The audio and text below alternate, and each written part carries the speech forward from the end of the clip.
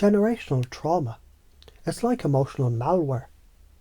Your great-grandfather got a virus in his mental operating system, never installed the update, and passed that glitch down the family USB stick. Nobody checked for bugs. Nobody debugged the code. So here you are running software you didn't ask for, wondering why your emotional hard drive keeps freezing every time life throws you a pop-up ad for vulnerability or love. The unresolved becomes inherited.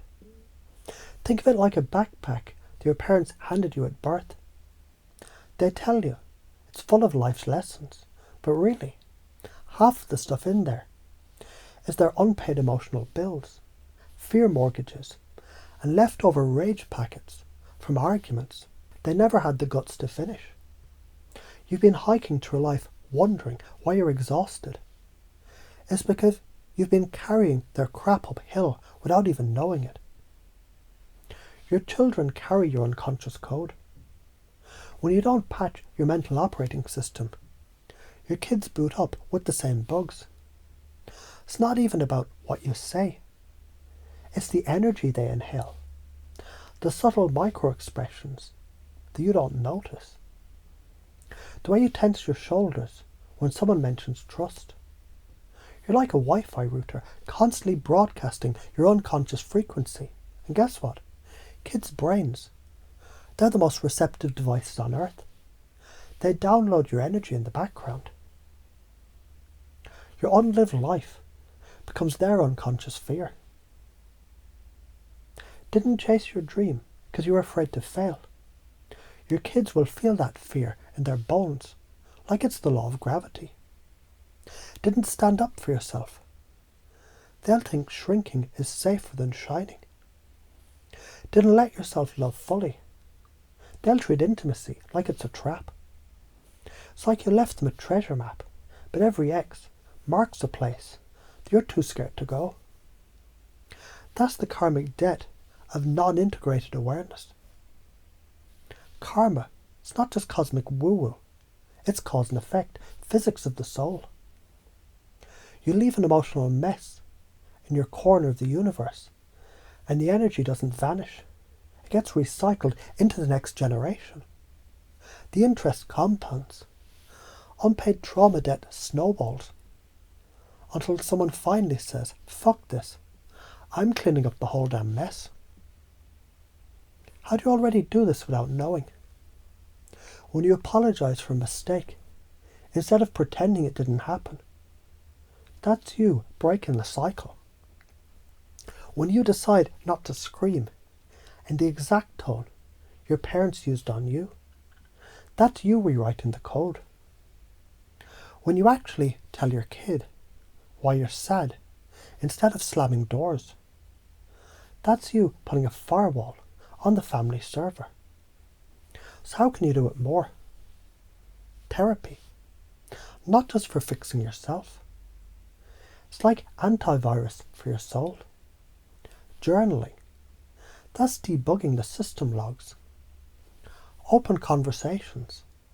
That's software updates. Meditation. That's clearing your RAM, so you don't run old programs in the background. So why is this important? If you don't deal with your crap, it'll deal with you. Through your relationships, your kids, your health. Trauma doesn't politely expire. It squats in your family line, like a bad tenant, until someone finally kicks it out. Science backs this. Trauma literally changes gene expression through epigenetics. Your stress hormones, your amygdala response, your fight or flight triggers, all can be altered and passed down. This isn't woo. It's measurable in labs. You're walking, breathing proof of your ancestors' battles. If you don't do this, your kids inherit the same triggers, fears and self-sabotage patterns, just wearing different clothes. They'll think it's just who they are, and the chain continues. If you do the work, you become the pattern interrupt, the ancestor who changes the damn story. Your kids will inherit courage instead of fear, self-worth instead of shame. So why are you afraid to do it? Because part of you is terrified of upsetting the family mythology. Afraid of hearing, "Oh, so now you think you're better than us." Afraid of stepping out of the tribe's safety net. But here's the raw truth. Comfort zones, they're just padded prisons. We tend to get stuck in avoidance, pretending the problem isn't there. Repetition compulsion, reliving the same crap to try to fix it. Identity fusion, thinking our trauma is who we are. Interrupt those old patterns and you create space for new identity wiring. So right now, as you're listening to this, notice the times you already refused to pass on pain. Notice the ways you've already been the ancestor your future generations will thank. And now imagine cranking the dial to maximum. Being the one who turns the karmic debt into karmic credit. Because if you can do this a little, you can do it a lot. And if you can do it a lot, you can make it your default operating system.